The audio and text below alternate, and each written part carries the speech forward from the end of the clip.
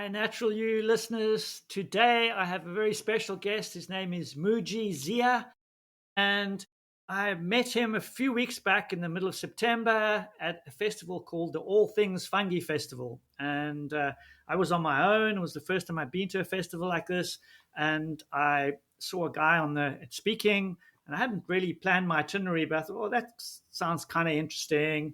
So I went and sat in the crowd, and this guy came out, and he looked like an intriguing sort of guy, and his voice was just really calm and smooth, and he had a real blend of science and intuition, which is totally my bag, as you probably know.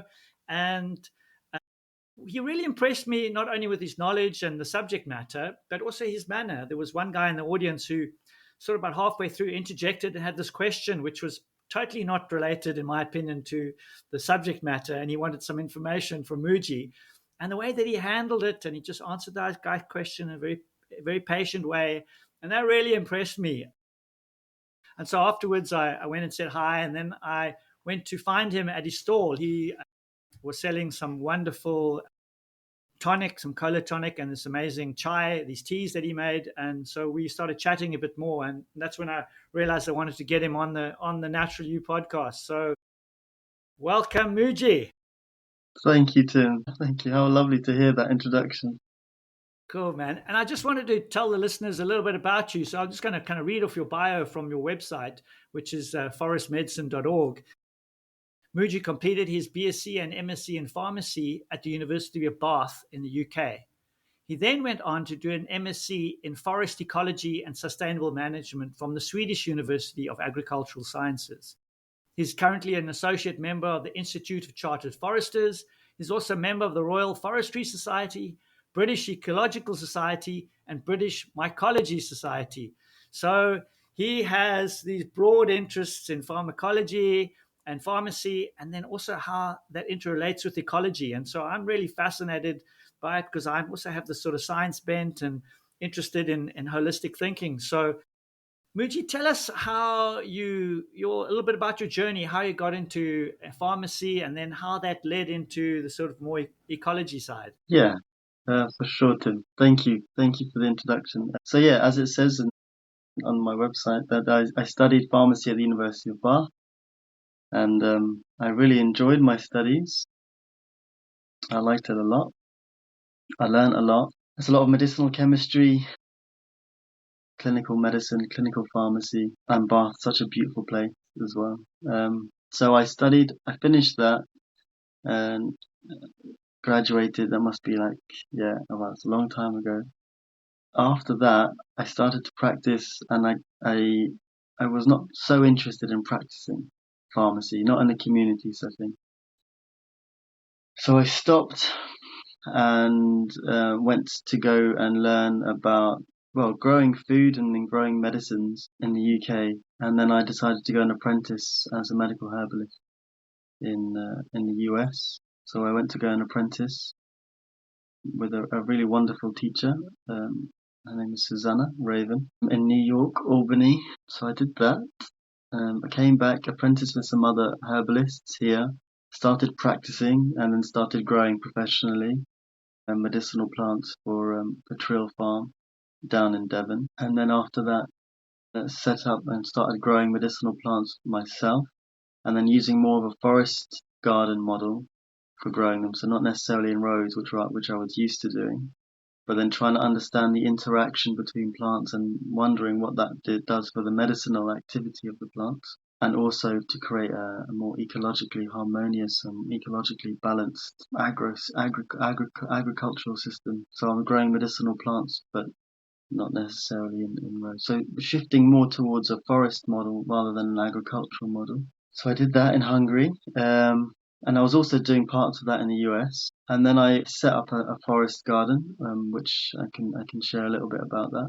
And then I wanted to scale that up, but I realized that I couldn't really do that with the knowledge I had of what was it, like organic agriculture.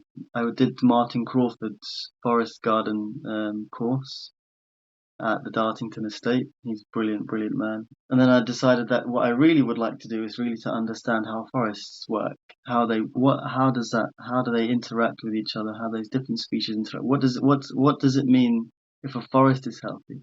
So I've been learning what it means for a person or a human to be healthy or diseased. And then I wanted to understand what does it mean? How would I know if a forest is healthy or not? So I went and applied to study my master's there in the Swedish University of Agricultural Sciences up in Umeå, so quite far north in Sweden. And for some reason they accepted me, and I went to study with them, my master's in forest ecology.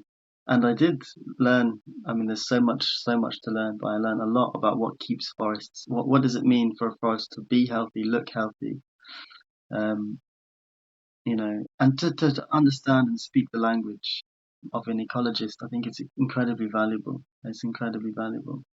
So that's what I did. That's the journey. And so the language, just to kind of go on to that point, the language of the ecologist. What is that? What? How does it give you access to different aspects? And have you noticed it crossing over into your medicinal plants and things like that? And how has that language and insight changed things for you? Yeah, yeah. Yeah, good question. So I think, I mentioned in perhaps not the talk that, yeah, I did probably mention in that talk that you were at, Tim, at the All Things Fungi Festival, but how well, I guess it's the left and the right hemisphere, how they work differently. The left hemisphere predominantly, relies on quite linear formats, and it works quite well with decontextualized information. So it lends itself well to a reductionist scientific methodology. So it's become quite a useful tool in that sense. Whereas the right hemisphere, more or less, I know it's not so simple as this, as what I'm portraying, but it deals with information in a more contextualized manner, a more relationship based, and a lot more variables can be taken up and into account with the right hemisphere, which is how we can appreciate a piece of art or appreciate a forest with all of its components. Not We don't necessarily understand the mechanisms of each interaction all the time, which is the premise of the left hemisphere, but we can take in and somehow we can comprehend with the right hemisphere that which we can't comprehend with the left. And so I think it was that tending towards that, or at least being comfortable shifting to between both, that the ecologists are very good at, and the way that they see forests, they don't really impose a value or judgment onto it. I think in medicine we find that death and disease are usually bad. They're negative outputs of the system, so that's usually what we're trying to avoid. But I think in ecology, it's a much more balanced approach between life and death, and we recognize and we really look at those mechanisms, those dynamics that give rise to, for example, saprotrophic fungi breaking down organic matter, and then what that means for nutrient cycling and different elements. So It's that's an fascinating. example. I mean, for me, it's really I've always had this pull between the reductionist science, which helps us gain these valuable insights into single mechanisms, and we love it, right? It just gives us such clear information, and it's just Yeah. such a useful tool. But it's so wholly inadequate when we want to look at the whole ecosystem, or even a holistic system. It just, we are greater than the sum of the parts. And I've really how do ecological scientists, how do they put that together, and how do they use those individual parts, or do they not use them? Is there no reductionism, or they use it partially? I'm very curious, because if we can find a way to use this in healthcare or in general whole systems thinking, it would just be a whole new way of researching and a whole new way of gaining knowledge. If you have some insights, I'd just love to hear them. I'm sure the people listening would be. Well, yeah. That is like that's the chalice, isn't it? That is it. That's what we're talking about. And I think we're tending towards that with personalized medicine. In biotechnology, I think they're trying to tend towards taking a more holistic picture or taking a wider viewpoint, but also trying to be personalized and specific. So it seems paradoxical. Yeah, I was just about to say it seems even more reductionistic because instead of what's applicable to everyone is to one person only because of your microbiome, your genetics, your thing, we can look at all those things. Yeah, so I think perhaps I can make reference to my research in Sweden and looking at, I mean, we touched on it in the talk, but for example, we were cultivating chaga. So can you tell people what chaga is? Yeah, so chaga is a parasitic fungus which grows on birch trees, and it starts to digest the heartwood, so the dead part of the tree, and leaving for the most part the cambium and the living tissues intact. But it parasitizes the tree, which means it's using the birch tree as a food source. It will contribute to the death of the tree. It doesn't necessarily kill the tree. It contributes to its demise, we can say. But in the years that it takes for that to happen, throws out these. It's an immune response between the birch and the chaga mycelium. Throws out these little conchs, sterile conchs, sclerotia, and they've been traditionally harvested by the Sami in Fennoscandia. The Sami are the indigenous peoples of Lapland and in Russia, and these, above the Arctic Circle, the reindeer herders. So they've been harvesting them, taking them in a very sustainable manner. They take the conch away from the tree, they grind it up, and they basically decoct it. So they boil it up, and then it extracts the medicinal compounds into the water, and then they drink it as as a kind of coffee. You could say, well, we would say it's like a coffee, but it's a decoction of the. It's not a mushroom. It's not a fruiting body. It's the sclerotia. But anyway, there are many medicinal compounds responsible for chaga's medicinal actions. So there's the obvious one is the melanin, which you can see there's a black layer on the outer part of that, and that's a melanized outer layer, and that's extracted. And melanin is one of the most potent antioxidant compounds that we know of in the natural world, and that's one of its actions in the body as an antioxidant, and in terms of protecting genetic material in the body and kind of scavenging reactive oxygen species, that kind of mechanism to prevent genetic damage at the gene level. The other compounds that are present are the triterpene compounds, that fraction, betulinic acid and such like, and they have their own activity in cancer prevention and lots of different things that they do with the immune system, interacting with the immune system to prevent inflammation and to prevent cancer mechanisms of cancer, which is complicated in itself. And then there's the polysaccharide fraction, the mycopolysaccharide fraction, which are present in many of the medicinal mushrooms that we use commonly now.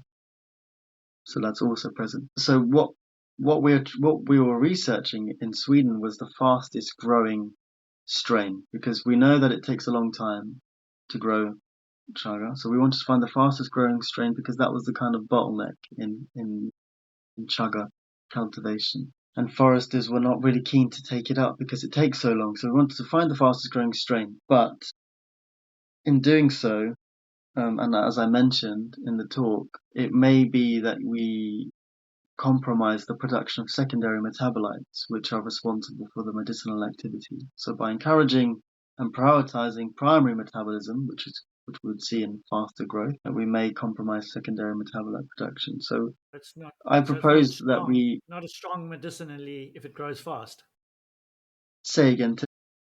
So it's not as strong medicinally if it grows too fast. So the Yeah, slower the well, exactly, process, the greater the buildup of these kind of metabolites, if you were, and those are the things that have the medicinal properties. So it's exactly, exactly. That was I see. exactly my thinking. Yeah, yeah. And actually, the results of our research hinted at that occurring. So the fastest strains although it wasn't statistically significant over all treatments. It hinted that the fastest growing strains actually produced the least melanin, and the slower growing strains produced the most melanin.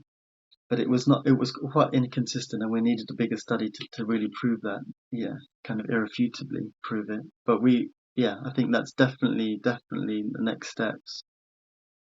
But the point is that I was coming to answer your question is there's a whole profile of chemical constituents in this just one medicinal species.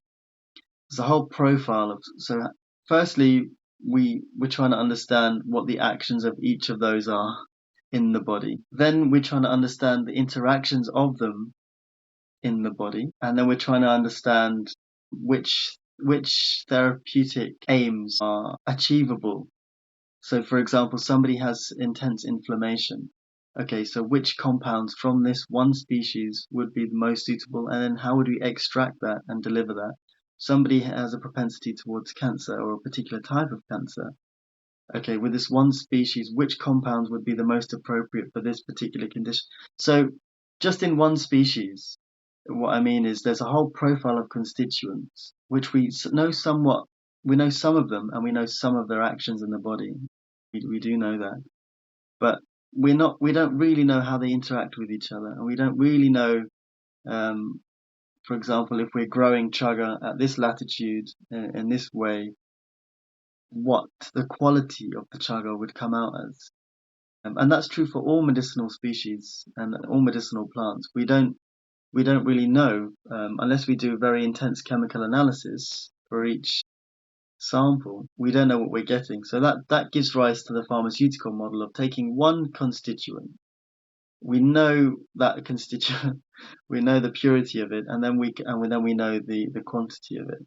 So that's what's given rise to the pharmaceutical left hemisphere model, is that it's less complex, it's more intense, but it's measurable, and it's comprehensible from the left hemisphere perspective. So that's always the playoff.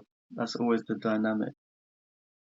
We had a medical herbalist on earlier in the year, Craig Wright, and he was kind of saying the same thing. And sometimes when you take that so-called active ingredient out of the association with the other ones, it doesn't have the effect. Mm, So it's only an active ingredient when it has these cofactors or these yeah, co-activators. yeah, And it may be, and it probably is, that they all work together in different ways, and that's why it's so wonderful.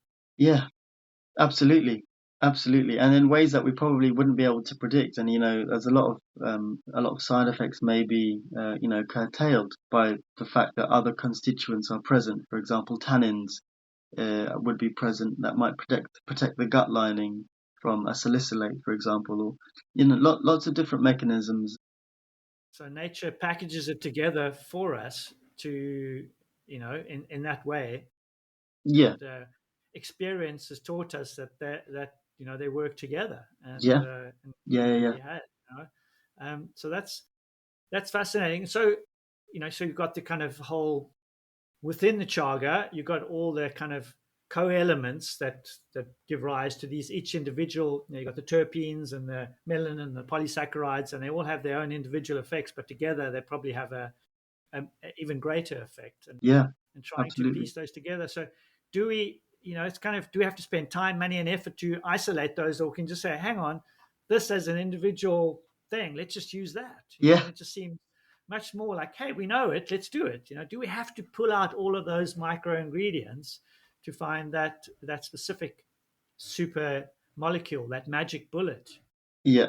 Yeah, yeah, very well said. I think that's really well said actually, Tim. Because I think that's my own feeling, and it might just be because I'm inherently lazy, but it could just be the fact that okay, we're isolating all these things, and then we're increasing the concentration of them so we can achieve a certain. But actually, like you said, the synergy that would be just from the fact that there are different compounds working at different points, different markers in the body may well achieve those results and more, because when you isolate a compound and you increase the dosage, usually you get indiscriminate effects in the body which result in side effects or adverse events. So that's usually why that happens. So yeah, if you have a lower dose of something, that's a much more diverse kind of cocktail. Usually you get a lower side of more or less side effects occurring, especially if they're co-evolved with you. I mean, I'm not saying that all plants and all species are good for you just because they're natural, but certain species have co-evolved with us and our use, and we know that they're Yeah, that word you used there, synergy. I'm assuming that's one of those words that came out of your ecological studies. You know, yeah, those that the synergistic elements, and it reminded me of what's becoming more popular is these ideas of stacks. So you've got the Stamets stack for brain health, and so it's these compounds that seem to help each other. And it's yeah, almost like nature has done its own stack. yeah, yeah, So we can take, we can, if we were doing an exercise program, if we stack this exercise with that exercise, we'll get this result. right, But yeah, yeah, if we just looked at chopping wood, it would be that same stack, right? So let's just yeah, chop wood. yeah, But we have to break it down in the gym to these pulls and these pushes and this yeah, thing, whereas a natural environment provides that for us already. And so it made me think of that sort of synergism, those stacking of different things. And I like the idea of the lower dose all working together, having a profound effect without the side effects. And I think, I mean, that just sounds beautiful. But of yeah, course, you can't patent those. So there's probably not going to be a huge drive to yeah. separate those out anyway. Yeah, I like that idea as well, and it feels like it feels more elegant. It feels more elegant in that way, and and that's I feel like nature is very elegant and graceful, and nothing is superfluous to need, and it's just still beautiful and functional and efficient, but it doesn't take away from the beauty like how we make things efficient. But so Yeah, everything I is love that you're bringing in um, that right brain, right? It's like those other words, the yeah, beauty and the elegance. yeah, You can say, "Oh, this is an elegant study," but that's just because you think that's very neat and concise, right? It's not necessarily elegant in the diversity of yeah, something like you see in a forest or in a chaga conch. There's a yeah. different elegance to that, isn't there?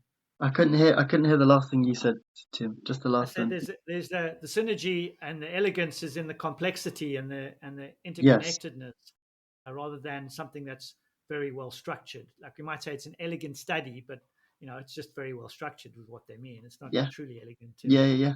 in a Yeah. Yeah. complex way. Absolutely. Yeah. Yeah. Absolutely. And those concepts from ecology, and have you come across any ways of researching and thinking and new forms of evidence that other than the pure reductionist model of then taking pieces and trying to put them together and then connect them? Is there a more kind of a whole system developing you see, or are we still very reliant on this reductionist model to give us what we call evidence or So, is your question, Tim? Are there any other methodologies that we can use to arise arrive at this different, more holistic conclusion? yes. Yeah, I think there are a lot of like good statistical analyses, so take into consideration a lot of different variables now that people are trying to use. So it's not just like one variable testing against, a dependent variable. But I feel like we have so much knowledge at our hands, and ecologically, so many variables at play that could interact. For example, I don't know if we're looking at, I don't know, nitrogen in the soil or carbon in the soil. I mean, when I was working for the Forestry Commission, all the models looking at carbon sequestration and planting for carbon and which species to plant for carbon. They're all relying on data that only works with above ground carbon. So that led to what did that lead to? Quite predictably, looking at the fastest growing species. So, for example, it would be a coniferous species or pine or western red cedar or something like that. And I think that's so. And because we don't have the data to say what's happening underground with different species, you know, I was questioning certain people working with the carbon credit scheme and the carbon sequestration data. You know, I don't want. They're showing us a graph of different tree species and how much carbon they sequester, and of course Sitka spruce came out on top. And from a carbon perspective, that's going to stimulate the planting of a lot of Sitka spruce to sequester carbon. But that's on data looking at above ground carbon sequestration. Now, if you start to incorporate below ground carbon sequestration, mycelial networks, the rest of the ecosystem that relies or will rely on that tree, and vice versa, then you might see a different picture emerging, because you might see the more native species, or more lowland species. You might see oak doing very, very well because of the different species that start to associate with it, which is also carbon. The lichen and the mosses that associate it was also carbon. The mycelia and the different fungi that associate it, which is also carbon. The different biota and the different, fauna that associate with oak. And it's not just that one tree. Perhaps in a constellation, there are different species that sequester carbon on a whole system level at a much higher level than perhaps Sitka spruce at the above ground individual tree level. So what I mean to say is, in response to your question, is that if we're looking at things in a very individualistic way and waiting for data to come along, rather than actually using our intuition and saying, wow, intuition is powerful, and I don't think that we should make all decisions based on it. I think it should be reasoned out, but also, it makes sense that, okay, this species isn't adapted to this particular area. And yes, the data says that it sequesters the most carbon, but what are the limitations of that data? What are the limitations of that work? And actually, it does make sense that if we were to plant an oak birch forest in this area, which it was traditionally before we turned it into agricultural fields, perhaps that might be the most appropriate forest type for this area. And not only would it sequester potentially more carbon than a Sitka spruce plantation, but it would encourage much more biodiversity, and it'd be a much better for the soil. And all those things are carbon, and that it is, if they're not incorporated into the models. And even then, you say you've got all these different forms of carbon, but you say, what about what if that's only one? You're only answering the carbon question. How valuable is biodiversity for humanity and the planet? Apparently, it needs saving, but you know, aren't those important too? So you're looking for a single answer, and then going, "Oh, we found the answer," Yeah, but ignoring all the other stuff. And like you say, exactly. our intuition can guide us, and I think we can better look to nature to see how she's done it and say Yeah, this works really well over millennia, and these are things that are going to suit that. And maybe in the short term, maybe the short term gain in the spruce is a long term net loss yes, in yeah. not I just think, carbon, not just carbon, but everything. All yeah. Absolutely, absolutely, and I think that's the way to go. And there are, to be fair, I've seen some really good papers and good research showing the inclusion of this species, what the effect of that is on biodiversity, what the effect of that is on soil structure and friability and mineral content, what's the effect of that species on water flowing through that particular landscape. So, then you can create a profile of species, but it's very, there are so many variables. That species in that place might have that profile, but in another place it has a different profile. So and it's so I nuanced mean and so it's many so variables. nuanced, and that complexity and the number of variables, we just don't have the brains to comprehend it. No, And even maybe AI is going to help us be able to piece and parcel some of those, but we still have to give it the information, right? It's like it's not going to do it for us, and it's almost so overwhelming that we hmm just kind of go, it's too complex. I'm just going to go back here because that's just yeah, really easy. And because we all know how to, if we're scientists, we know how to design a study, right? It's great. Once you know the basics, it's quite easy. And you just keep doing that and you just tweak which variable you're going to change. And so, that's not that hard in science to do that. Once you know the rules of the game, you can play them. And so those people are never going to want to switch from tennis to squash, right? Because it's right, a whole right, different right, right, rules. right, right. Yeah, And let alone adding in, let's combine tennis and squash to create paddle tennis, and then it gets even more complicated. and let's change the surface and put lights in and strobe lights and Yeah, yeah, yeah, yeah. and you have to play it fasted, and then Yeah. so you just it's like, you could just make it crazy, and it's so complex and varied that we don't know the rules. Or maybe they maybe picked out a few of them. We go, okay, well, we know this lane, and I just kind of wondered, can ecology ever take all those pieces and we can connect some of the dots, but at what point do we just go, let's just run with what we've got?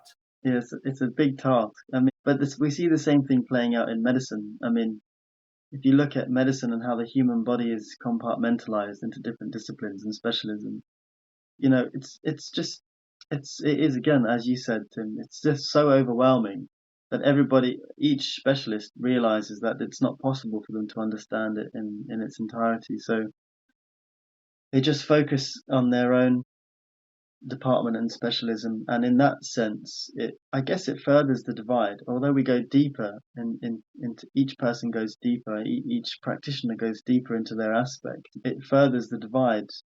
So I suppose it's getting the balance right between breadth and depth. I think it raises the question of, you spoke about medicine and how we have specialism. So let's say you decide to become a cardiothoracic surgeon, right? And so you start operating on the heart, and then you go, well, I'm only going to look at the left side of the heart, and then I'm only going to look at the left ventricle, and then I'm only going to look at the valves to the left ventricle, and then that's all you're doing, surgeries on this one spine. So you know more and more about less and less. Perhaps what we're missing is the expert generalist. So someone like yourself who's got pharmacy and then ecology Yeah, is able to give so much more insight into those things, and maybe we should be pushing those people who learn broader and then can go deeper rather than narrow and then just get refining the super tight, yes, I think so. small area of expertise, and this kind of expert generalist. And perhaps in our schooling we should be encouraging that all the way through. And I know some countries do that better than others, but then when we get to higher education, it's just like, well, you have to choose, are you doing zoology or botany? And then botany, do you look at fungi? No. It's like, well, where do they fit in? Well, and I had to choose that when I got to university. I had to choose botany or zoology, and I chose zoology, and that took me into human physiology. My mom was a botanist, and so I always kind of valued the plant side of it, but she knew nothing about fungi. It was like, this one's edible, the rest are poisonous. And so that always stuck with me. And so now that I'm becoming interested in fungi, it's just like, wow, it's just so huge and even more complex than the flora Yeah, out there. And it's just so complex and a whole new area. And maybe we just need people with broader knowledge earlier on, and then we can have area of specialization. But there needs to be this cross pollination.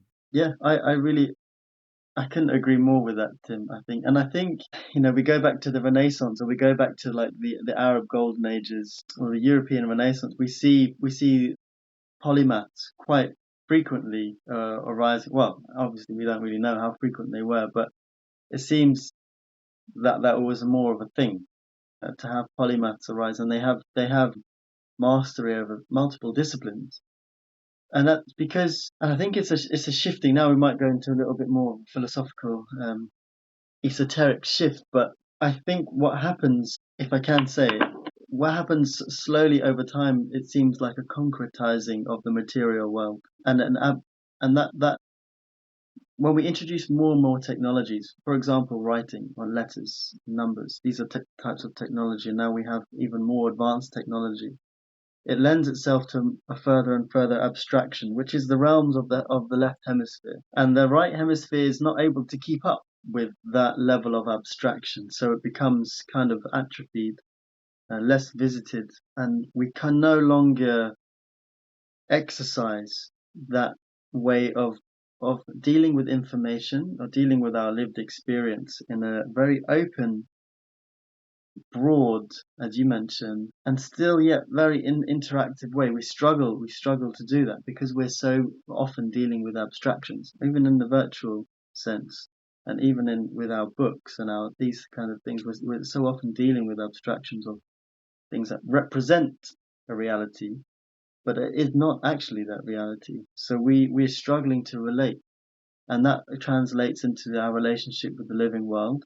It translates with our relationship to each other, and it translates to our relationship with the spiritual dimension also. So that concretizing is aided by technology, and it's the realm, yeah, like I said, it's the realm of the left hemisphere, and we have to be a little bit, I think, aware of, So would I think, of that concretizing be the phenomena. same as would concretizing be the same or similar to materialism? Yeah, yeah. Concrete. What do I mean by that? Yeah, so like, yeah, No, I'm just trying to find. I mean, I understand the concrete. You're condensing it. You're making it more kind of substantial. yeah, Um, and it deals with the material world, but without any connection to it. And perhaps the remedy, you're looking for remedies to this one hemisphericity, yeah, is to obviously engage the other side. And how do we do that for people? And how do we allow people to access that, to become broad yeah, in their experience and senses of knowing? And perhaps one of those is just to actually get people to engage with nature and to sit with it in an yeah, undistracted way yeah, and appreciate that complexity and how that is just a literally mind exploding kind of thing. And maybe that's where the other mushrooms come into play. And maybe that's where these psychedelics and things like that maybe allow for a different way of kind of, whoa, that is just yes, mind absolutely. blowing, if I can use that term. Yeah, I like this. I like this. Yeah, and yeah, you did very well there, Tim. We can move on to that. Yeah, very nice. Yeah, and this is, I realized, what did I walk past the other day? I was in a bookshop with my sister, a really beautiful bookshop, and I saw John Bunyan's Pilgrim's Progress. I don't know if you've read it, but anyway, I Right, read yeah, it. I've heard of it. I've read it a while ago, but I really don't feel an attraction to that type of. It's quite a literal, moralizing book, and it's a story, but it's not really a story. It's a story that seems to have come out of the industrial age or the Christian kind of post-Christian. Or it is Christian. It's a very Christian book. It's very logical. Very. It's very different to the myths. It's very different to the myths, which are full of symbols and full of the archetypes and the gods and living things that you can relate to. In the animistic tradition, the animistic peoples, they relate to the natural world in a very personal way. It's a very personal relationship, and things. The Sami people walking through the landscape, they have a name for that very, that particularly, a protruding rock. They'll have a name for it because that's something that they're relating to in the landscape, or a particularly old pine. They have a name for it, and then they have a relationship to it, and over generations they'll have stories around it. So the landscape is alive.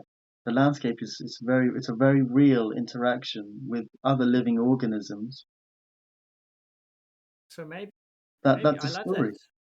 I love that. Maybe we as parents and families can start creating stories Yeah, in our own neighborhoods. yeah, Like I've got this beautiful oak I walk past, and it's just, I mean, it's such a presence, and I need to make a story around it and tell my children and take them there, and so they can feel that the connection I have. Maybe they don't feel it, but at least they know I had that.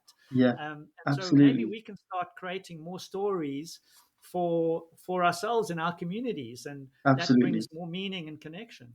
Yeah, absolutely, Tim. Absolutely, absolutely.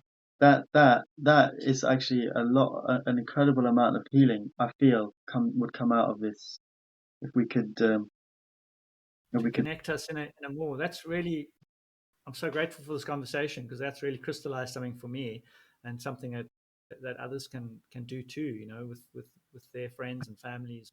I can't hear you, Tim, for some reason. I said I'm really grateful for this conversation, because it's crystallized that for me in terms of, like, I always talk about how can we help people connect more to nature, but we need to make stories around it, and that means, like, hey, this rock, Yeah, how about this, yeah, and look at yeah, this amazing tree, and this yeah, happened to me when I sat under this tree, and yeah, those kind of things might help us connect in a more meaningful way with yeah. nature. Absolutely. Yeah, absolutely, absolutely. And I think more than trying to, I don't know, trying to like, yeah. precipitate out a movement or something. I think it's really important that it's a very independent and individual thing. So you know how you came to the festival alone, like that was quite significant. I remember we were talking about it. That was quite significant for you, and you were then free to engage in the people, in the process, in the events, as you, just as you. And I think that's really important. I can't really emphasize enough how important it is to go out alone as you, as your own soul, to go out alone and spend time in the natural world. And it's beautiful to do that with a companion or with children, but there must be a time where you are alone with the beings, and you can exchange and interact with the beings alone, and it becomes a very authentic relationship, a very real relationship with the spirits of this forest, with the organisms, with the beings, and then from there you can introduce other entities.